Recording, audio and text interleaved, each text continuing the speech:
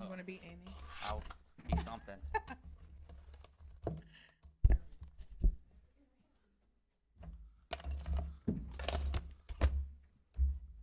All right, guys. This is it's not a meeting. It's more of a workshop or for the public. So tonight we have Mr. Bob Barber with Orion Planning. He is the one that Bay St. Louis procured Orion Planning 3 years ago to do the help us with the comprehensive plan that was put together, the Bay St. Louis 2024. After and he'll go touch on this. After you do a comprehensive plan, which was the vision of residents like y'all, stakeholders of the direction Bay St. Louis needs to go. The next thing is to try to make a document, which it's going to be. He'll go explain. It's what they've come up with using the character of the neighborhood. I said, zoning. I mean, I guess the zoning code's basically the living, breathing document to make the comprehensive plan work. It's going to be the one that allows smart growth through the city. Obviously, last comprehensive plan was done more than 15 years ago. The zoning ordinance that we had was adopted in 2017, but originally it was pretty much adopted in 2009, which was readopted. They've had some slight amendments, but obviously the immense growth in Bay St. Louis, we've had different needs and obviously different what we thought we wanted Bay St. Louis. We're hitting some of the check marks. But being in the building and zoning office, we see some of the hardships that it was. So updating the zoning ordinance, and when I say updating, this is a complete rewrite of it. It's now going to be more easier to navigate. There's a table of contents. Instead of everybody having to flip through what page and they hear, 3 sections later, it might be something that sounds completely different. Bob Barber and his team at Orion and Bay St. Louis got together and said, our biggest thing is we need a living, breathing document that's clear for everybody. And then also allow rules that, it's not a continuous revolving door of some months where we had 10 applications for variances, because obviously, that's not, we need rules that work for everybody. If everybody was asking for the same variance and then granting it, maybe that's something we need to look at just implementing. So the updated zoning ordinance provides clear frameworks that's going to support Bay St. Louis's long-term growth. So with that, I'm going to turn it over to Bob Barber. What he's going to do is, and this is being streamed on YouTube, and then obviously a lot of people are going to go and watch it after the fact. He's going to introduce the document, and then we're going to provide some frameworks of how you can review it, and then what's going to need to be done, because the timeline as of today that Bay St. Louis is looking at is we're introducing it today, getting everybody times to review it, comment on it the same way that a comprehensive plan was. And then our planning and zoning meeting in February, which I think would be February 11th, we'll actually have the public hearing for it. Then it will be the public hearing, get it approved by the Bay St. Louis Zoning Commission, and it then gets sent to the city council for adoption. But it allows everybody to say, hey, we saw it, we agree with it, we have other questions about it, or, guys, it's time for us to update our zoning and let's go with this. So, Bob. Okay. Thank y'all. Is my mic okay? How about that? Is it working? Hello? Test? Yeah. Yep, there we go. Okay. Happy New Year. It's good to see everyone tonight, and Jeremy has provided an excellent introduction to what we're going to do. I'm going to take 20-30 minutes, whatever we need, to introduce the topic, the zoning code update, rewrite, as Jeremy has already mentioned. And I'm going to do it with kind of 3 basic points. I want to review with everyone. Some of y'all were involved in the planning process. I just want you to know where all this is coming from. It came out of the planning process, Bay St. Louis 2045. And then we want to look at some of the high-level changes or the kind of the strategy we use to rewrite the zoning code, and then introduce the code itself, show you where it is, how you can access it and review it, and if you have comments on it, how to comment on it. So that's my plan. If you have questions along the way, we've got a nice intimate group here. You can stop me and so forth. And if it's not a good time to stop me, I'll let you know. But we'll get all the questions answered if you have any. So here's what we did. We started in 2022, early 2023, in the planning process, which was called Bay St. Louis 2045. Now that's a long-range look at the community and community development and planning for future growth. And you know, there's been tremendous changes in the community and likely to be other changes going forward. How best should they be managed, steered, and guided along the way? That was the planning effort, Bay St. Louis 2045. And we observed this planning process. It basically goes along in 5 steps. And we went through it all. We're down in step 4, which is implementation. When we get to the end of a planning process, we'll have all kind of vision, all kind of goals, but the question is, how is it implemented? So one of the key ways community development occurs is under the authority of a zoning code, which is local law. And so that's what the second step has been, to rewrite the zoning code. If you look back over time, you will know that the last code was done in 2010. We're 15 years out from that. Now we're looking at 2025. Codes need to be continually updated and upgraded, so it was a very opportune time on the heels of the plan. When we did the plan, this is just one little data point out of the plan showing future growth prospects for Bay St. Louis and the growth in population that's going to occur over 20 years. How will that be handled? How will it be guided? How will it be governed, and so forth?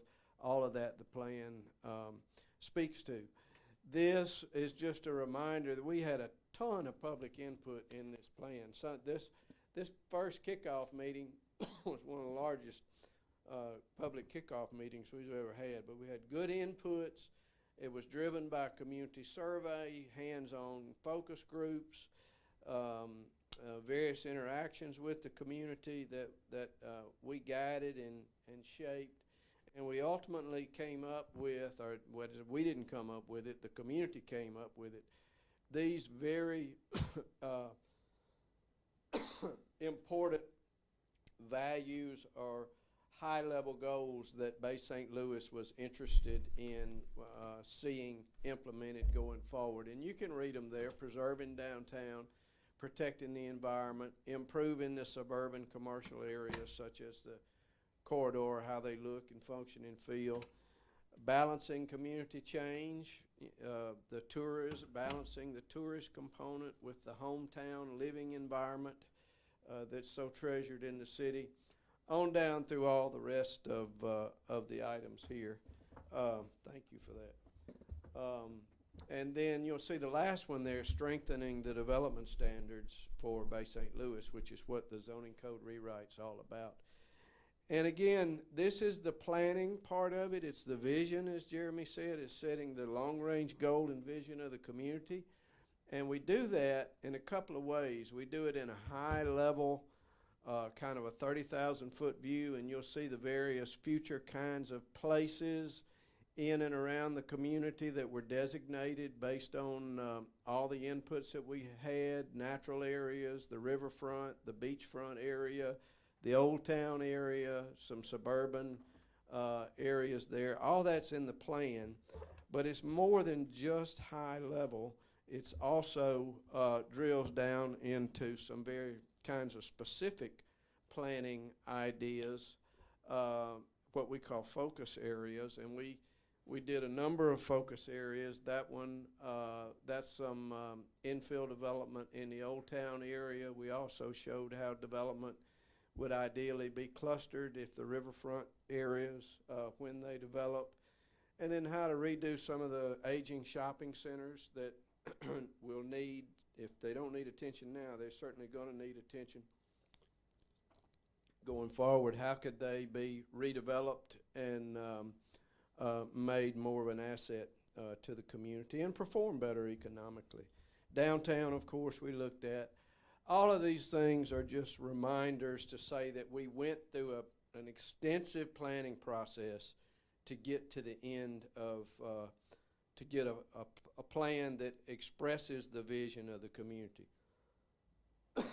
Now, when we come to the end of it, plans are implemented in three ways: policies, projects, and the way the process is managed. So that's three implementation.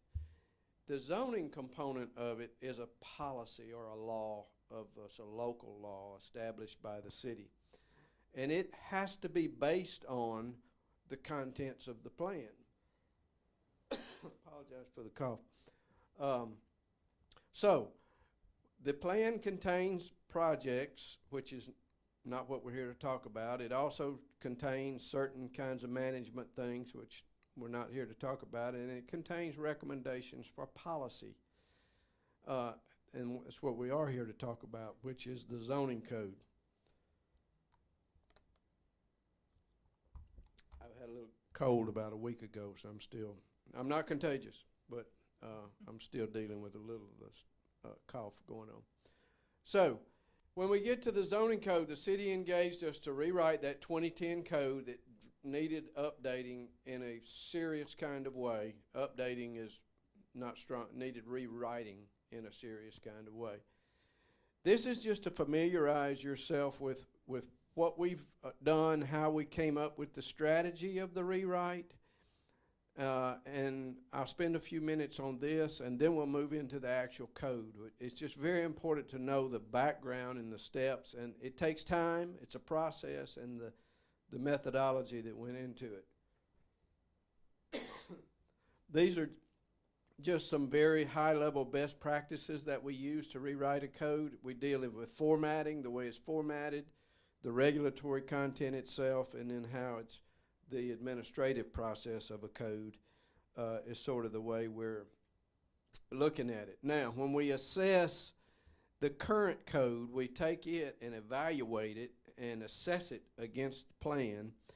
And we have a number of charts and ways of doing the analyzing and examining it. This, you don't let your eyes blur over. It just shows you that if we had already a well-organized and a well-functioning code, you would see this diagram with the little red dots would make a kind of a straight line. As you see them, they're scattered all over the place, which gives you the nature of the code itself.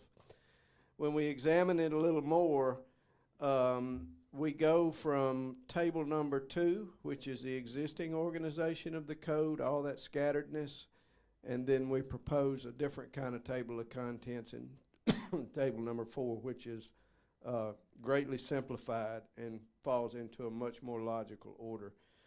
We have to align the place types in the plan or the future land use plan with the zones. That has to be lined up and made coherent. This is the way we ultimately did it. Down the left-hand side are the new zoning districts. Down the middle column is the place types that were in the corresponding place types in the plan. And down the right-hand side are the existing zones. So we're kind of migrating this older code into this new wineskin, so to speak. This is called a use matrix. This is the way it appears in the old code. We have to analyze that. There were antiquated uses in there. There were uses that are now prominent but were not in the current code, so we have to add those in. And we do that through a kind of analysis, and then we come out on the right-hand side will be the new matrix that I'll speak to a little more in just a moment. In terms of formatting, we change all of that so that the articles are reorganized. We hyperlink. It's a digital, when you go look at it digitally on a computer, You can click the hyperlinks and jump around the code and jump to the different sections so that it navigates easier. And then the layout is a little more attractive as well, which, by the way, nobody really sits down and reads a zoning code for fun. So you're not really going to use it only when you really, really need it, or you have an issue or you want to build something. Then you're going to be looking at it. Try to make it as friendly as possible in that process. So in the way of doing that, we make it a little more visual. We add in diagrams, a little more explanation to rather than just the long lists of stuff and long pieces of text. And then this is an example of where one of the hyperlinking components will go. In this matrix to the left, your vehicle service or repair organizations have some conditions associated with them to make sure that they're kept neat and clean and so forth. So we can hyperlink the number there on the right column, and we go to those use conditions in the code. That's another element. Also, parking. The parking was antiquated in the sense that more parking is required in the current code than is necessary. It results in inefficient land use patterns. It results in a lot of concrete that doesn't need to be there. It could be utilized with buildings. It could be producing tax revenue, et cetera. So adjustments to the parking. All design standards are included in the code for both sites and buildings, mostly commercial buildings, and then process streamlining administrative processes in the code. Just a couple more. This was our scope of services. We're down here in phase 4. We're at the end of the process. We've produced the work. Now it's time for the work to be commented on and for us to make any final adjustments and move forward with it. So we're in phase 4. All right. All of that 10 minutes is just to set the stage. That was the plan. The plan revealed the need for a new and better code. We looked at the old code, analyzed it. Now here we are. What was actually produced? So as I switch screens, you will see that the new code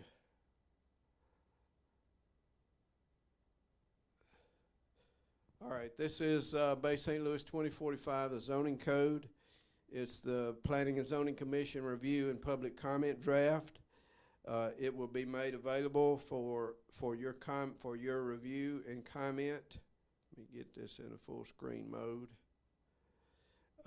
As I mentioned, all of those things that I was just rattling through, the table of contents is reorganized and laid out. We start off with all the legalese. We move into the zoning districts. I'll show you a little snippet of each of these articles. Then there's the component, how property can be used and in what zone. The mobility and parking section. Major improvements to signs, to the signs section, Article 8. We consider them major improvements. So that had a pretty extensive rewrite. What did I missed one? Oh, Article 7 is Article 7 over there, environmental standards. So we got tree preservation, low impact design, trying to hit that environmental preservation goal is in a feasible kind of way. That is included. And then after signs, Article 8, we get into, you'll see administrative bodies and administrative processes and enforcement of the code. And that's the crux of it. I mean, those are the major articles. Those are the major components of a zoning code, and that's what you have. Now, if you went to the code and you wanted to look at some topic in particular, again, as I mentioned, we can just hyperlink right from the table of contents right over to section 4. Uses and use conditions. If we're looking for the way property can be used in what zone, when you look at the matrix, the uses are down the left-hand side, the zones are across the top, and then if it has extra conditions associated with it, They will appear by this little, there's a little number reference here, and we can hyperlink to that section. That may be more than you want to know. I don't know. I'm just trying to give you a sense of how it's organized and where the subject matter is and how important it is that it function well for the city. So we go to the use matrix. That's all the use conditions. When we get down to Article 5, this will be where the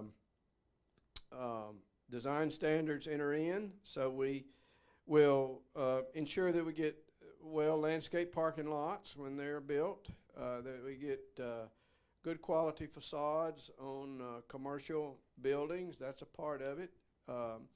You know, a real active subject across our nation now is lighting, and the subject of ensuring that light is not intrusive into neighborhoods and it doesn't just blow up into the sky and so forth. So there's some lighting standards to make sure lighting is contained properly on a site. All of those, there's the little lighting thing right there. How to generate the commercial redevelopment, fencing, all of those kinds of design standards to make the community, I should say, reinforce and enhance the beauty of Bay St. Louis, because of a beautiful community that you have, and that was a high planning goal. Won't go through the parking and mobility, but that's an important section as well. I will say that it does now accommodate golf carts in parking places, along with encouraging bicycle parking, so those modes of transportation are accounted for in the code. The environmental standards I've already mentioned. By the way, I'm going to back up. I'm going to go back to the zones. We did, there's now an airport zone that we created that's in this code that wasn't really fully fleshed out in the prior code. We got two airports, Stennis and Diamond Head, that impact the way Bay St. Louis can develop on the north side, and it covered under Federal Aviation Administration. That was an added element in the code as well.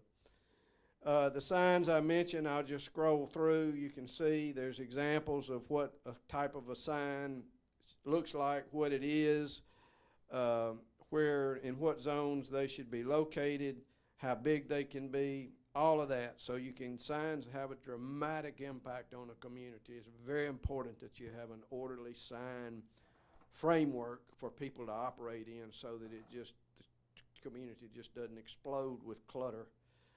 So we've improved the sign code in that section. Finally, 9 and 10 are the administrative sections. We've worked extensively with Jeremy and Mike and the administration on making sure we believe we got our processes right, that are a little more streamlined, a little smoother, a little easier to navigate, less hassle. That's the goal, and all of that's spelled out in the administrative section. Bringing up the tail end of it here is a bunch of definitions that help you interpret the code, and when there's a dispute or you need to know what something means, there's a section to help for that. So that's the zoning code. It has been thoroughly reviewed. You got the best reviewers of codes right here in Bay St. Louis, and that work has been done. That's not to say when you look at it you may not find something, but it has been thoroughly reviewed. So let me close. Let me do number 3 of my 3 points with this. The purpose is now, as Jeremy has already said, to introduce the code to Bay St. Louis. This is what you have. It's a public document. It's there for comment. There is a method of doing that. There will be a link posted on the city's website, and that link will take you to, by the way, before I get into that, I should also say there's a corresponding zoning map with all the zones, which you'll be interested in looking in. That link will be up there as well. This is the draft of the new zoning map. You can pull that up and see you know, where is the suburban low density, where is the highway commercial corridor, et cetera, et cetera. And this map is based upon that plan map that I showed earlier. So there'll be two links. There'll be a link to the code, it's all that text and charts, and a link to the map itself. Now, if you want to comment, for you who are at the workshop meeting or the YouTube views later on, the instructions are these. You can, excuse me, you can click the link on the city website. That it should be posted in a prominent place. Comment on the zoning code here, or some such as that. Click the link, and you will pull the code up itself.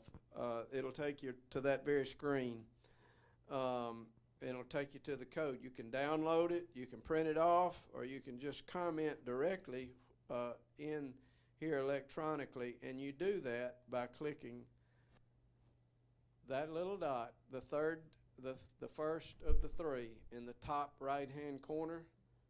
You click it, click that, and you can click right there, and right over here in the comment section you can write the comment, and it will register as your comment, so you can register it right in. Now, if you don't want to do that, if you think that's too much of I think it's the easiest way, but some folks will think it's a hassle.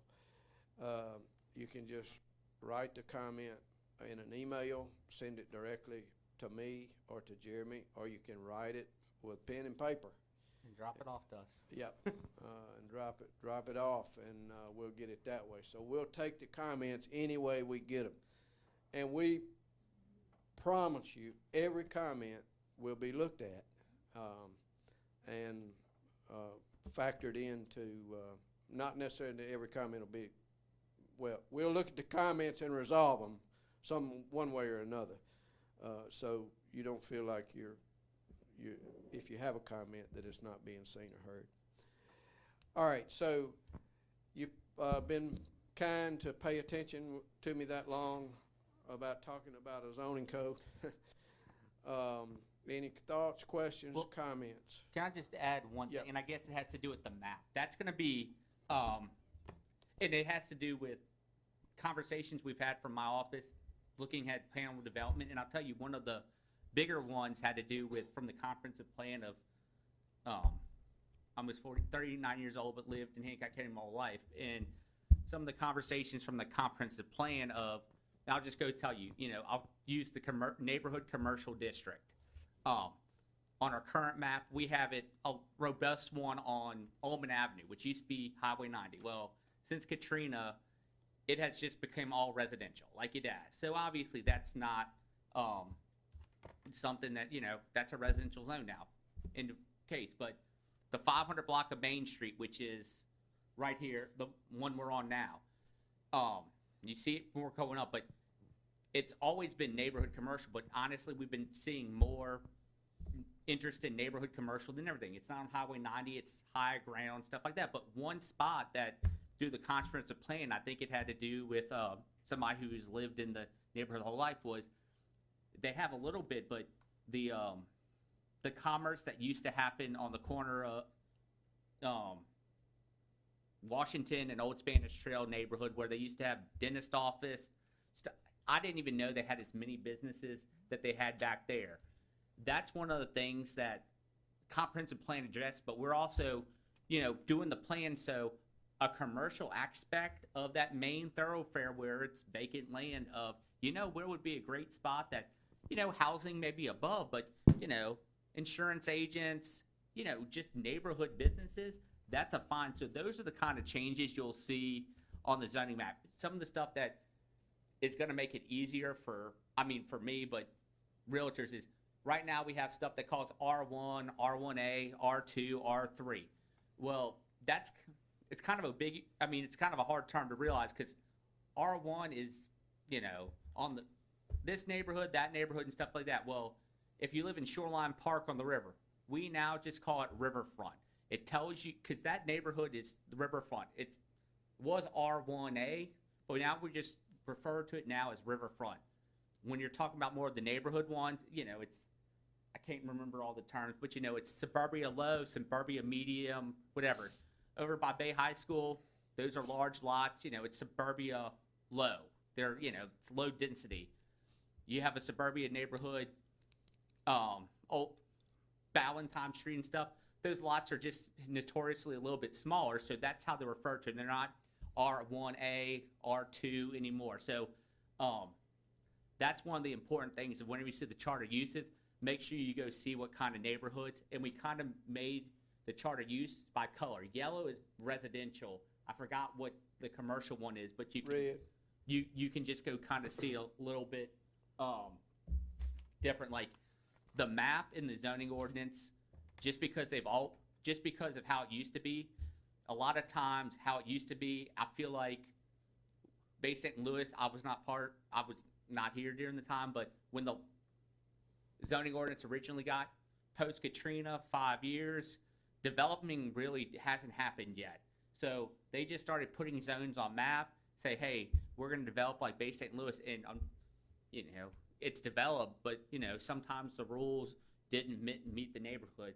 I think this living breathing document, and it has a lot to do with a lot of conversations that Bob had in his team at community halls, that in a small group of, this is what we want to see. You know, we want to make sure, you know, I lived in this neighborhood my whole life. I want to see my kids and grandkids be able to afford it. You know, we've always had shotgun houses on small lots here, and these people are coming in and buying 2 lots and building themselves a big home that's a second home. You know, we want to be able to have, fortunately, this is a 45-foot wide lot.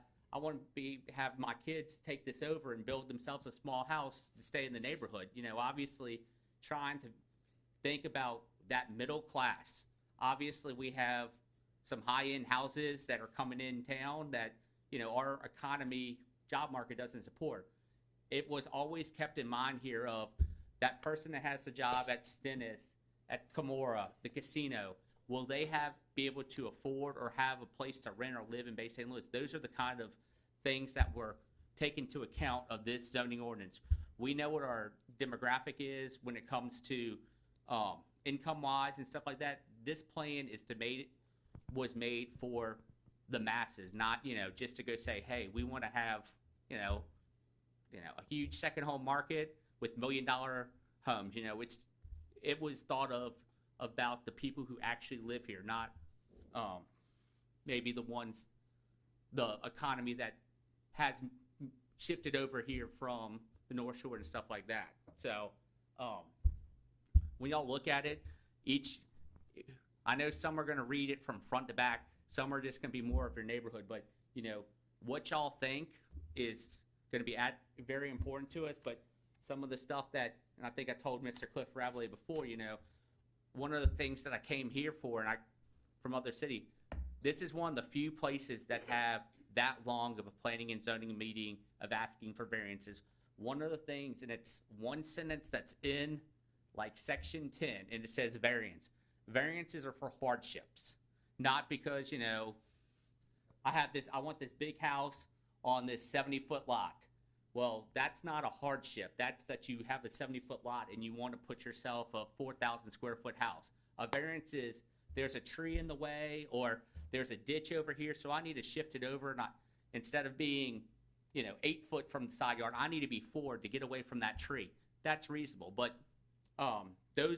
that one line in there of just because you want a variance, I honestly think this document's going to be something that it's going to give Bay St. Louis residents clear directions, but most importantly, what's going to do is basically say, hey, we looked at wants, needs, and this is the direction of the city. If y'all adopt this, there's going to be few and far between of you needing to go ask permission to do what you want to do because we have addressed it. And if it's not addressed in there, it means that the masses don't necessarily want it, or as a whole, when we develop this comprehensive plan.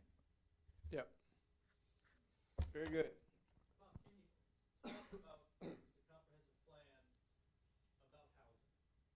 And just what we're seeing, what the demands are, specifically for local in particular, but Yeah. how life is kind of changing with that missing middle in particular. It's all over the country. I think we show in the plan, we'll show the escalation of housing prices, and post-pandemic, I wouldn't need to tell y'all what's happening with housing prices. And there is a component of the population that finds it more and more difficult to attain housing. Teachers, firefighters, public service people, you know, middle professional level people, they're just priced out. And so the plan seeks to facilitate, as has already been said, a housing market that accommodates all segments, high, middle, and low. So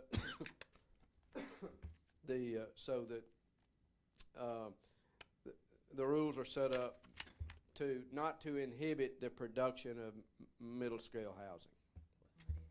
Yeah. Are there other, again, pardon me for my cough, I'm going to do it again. Are there other comments or thoughts or questions? Yes, sir. Flood zones, they say in this area are always big deal. Yes, sir. I buy and sell property, not what I think is high farm, so, but I'll have it listed, and people will call me and say, well, is it in a flood zone? I said, if it's in Bay St. Louis, very probably it is. But, Yes, sir. flood zones, you know, right now, you can buy property quite cheap out in Shoreline Park, because you gotta build 22 feet up in the air. Right. So even though it's only a 1,200 square foot house, the cost per square foot is very high because you're on 12 by 12s that are 30 feet long. Yes, sir. Is there any, Jeremy, this kind of goes to you too, you know, we keep the flood rating for the city, you gotta comply with a lot of FEMA regulations. FEMA would just assume we not build here. No ifs, ands, or buts about it. They don't want us building where it floods. And unfortunately, this part of Hancock County, with the exception of Old Spanish Trail and middle on the railroad tracks, it floods.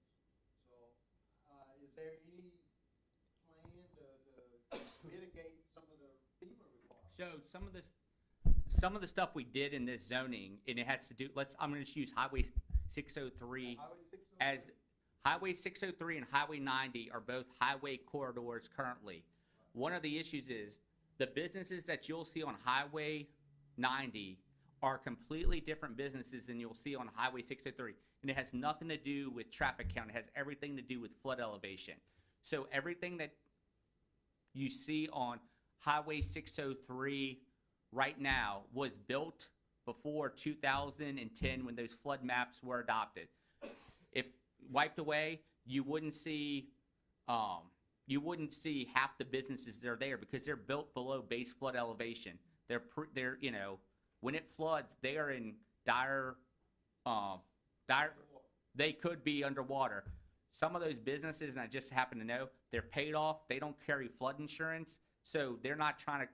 They're just trying to say, hey, we're gonna, if it gets washed through, we're gonna take the risk itself.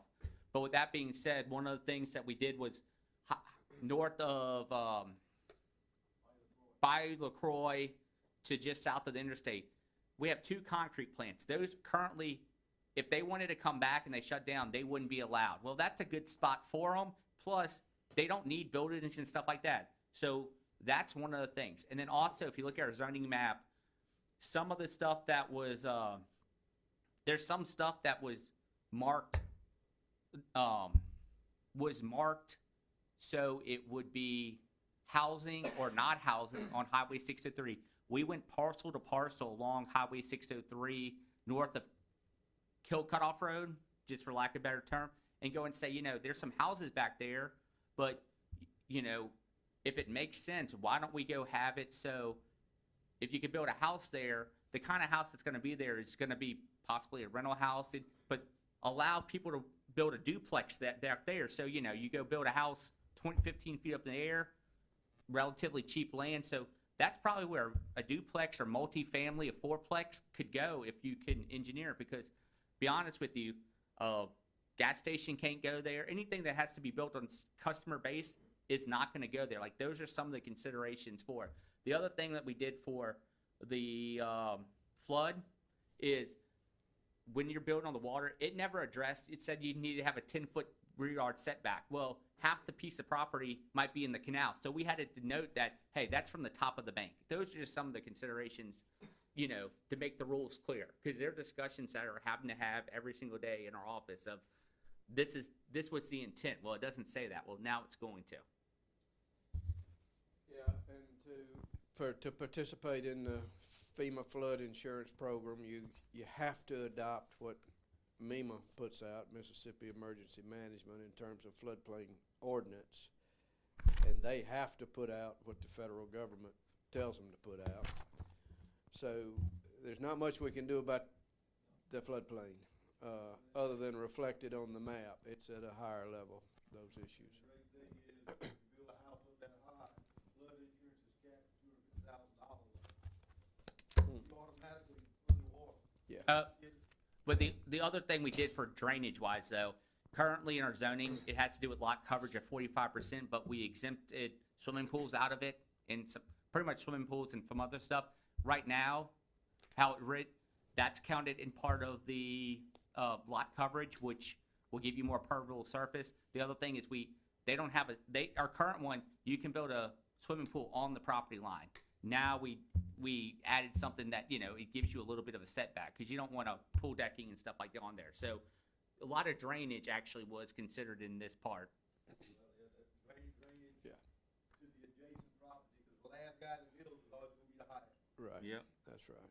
Yeah. Thank you for those comments, questions. Yes, sir. Our short-term rental ordinance addressed in the The short-term rental ordinance is in the use conditions, but there's no change in whatever the current ordinance is. It remains the same. It's just embodied in the code. Is this the time to introduce changes? Certainly, it'd be a comment on the code. Yes, sir. That'd be a legitimate comment to reflect. Yeah, but said one of the things that we had for a lot is we have our tree ordinance on the outside. This is now going to be encompassed in it. Short-term rental is going to be encompassed in it. There's a few other sign ordinance is kind of in it. It is in it now. So there's actually a few number ordinance that this is where it's going to be. They're not been added on after the fact. We could try to consolidate everything into one spot. Yes, ma'am.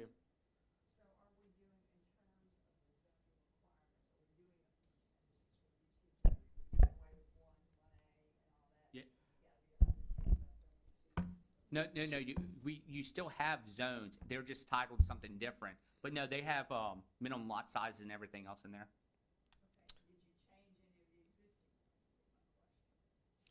Everything got changed because there's no such thing as an R1 anymore. There's no such thing as a C3 anymore. So everything got looked at. So this is not necessarily it's not an amendment to the current one. This is our new ordinance. Yes. So this, what Jeremy's speaking to is this sheet right here. So the first column on the left, what we call the Bayfront District, and then go to the farthest column on the right, it consists of certain components of the old R1, R4, R5, and R5A.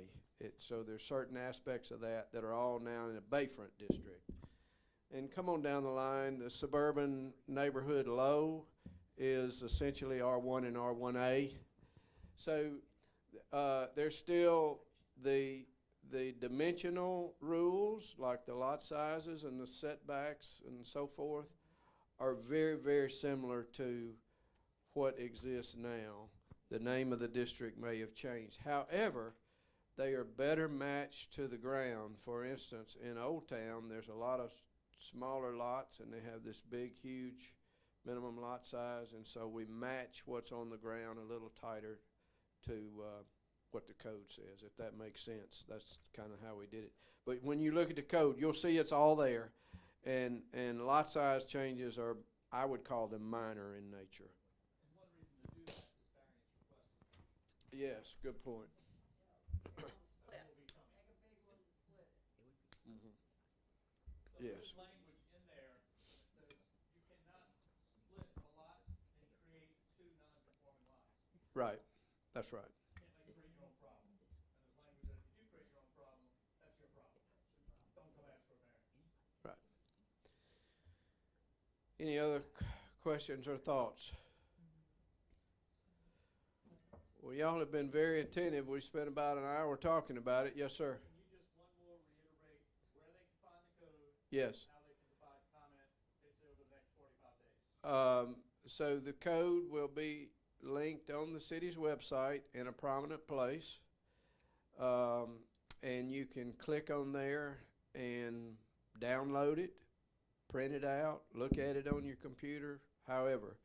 And when you get to the code, it will come up in a format that looks essentially like this. And right up here in the top right corner, there's a little comment function. You can click the comment, and you'll be able to write your comment. Put a little dot on the document and write out whatever comment you have. So access it on the website. It's not up there yet. On there yet. We didn't I want know, to- where you we haven't put it, introduced it yet. I'm Tonight. asking, is I'm this gonna put it on the calendar, homepage. meetings, news? Homepage. Okay. And then Yeah. email it to you. I'm Right gonna now, email we it. have a thing called, short-term rental renewals are due. It's basically an alert. There's a red stripe. That's gonna change. Thank you. Yes. Yes, ma'am. It's important sir. to document your comments Yeah. so that they get everything. Right. Because if it comes to me or Jeremy, we don't have any control over it. Get it to, we want it to them.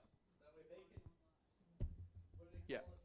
Filter it out. And find Right. out, is this a good idea or a bad idea? Yeah. We'll respond to it, the implications. So, yes, sir.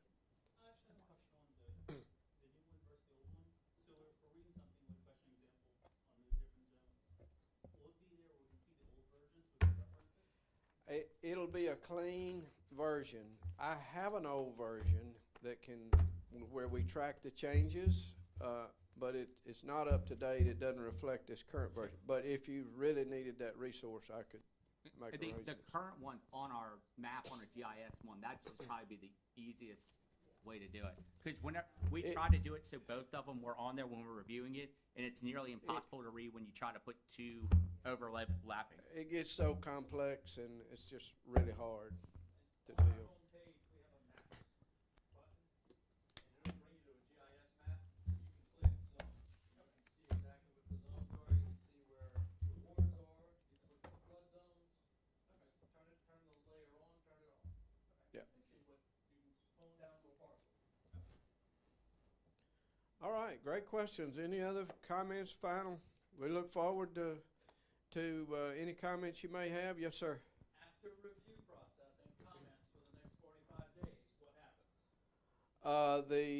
The law requires the Planning and Zoning Commission to make a recommendation on it, and send it to City Council. City Council's the final authority for adoption, so that's where to go. And the public has a right to comment at the planning and zoning meeting. That is what Heather tells us all the time. You don't get to comment necessarily at the city council meeting. That's right. Yeah. Come to P and Z. That Yes, is the public hearing. That's But why, do not wait to send your comment about this until that P and Z meeting. yeah. Do it over the next 45 days. That's why this is set up for 45 days. Right. Or I'm saying 45, whatever that next meeting is, Jeremy. I think February 11th. Please send comments. February 11th. All right. Whatever hold you peace. Happy New Year. Thank you very much. Appreciate your attention. Very kind.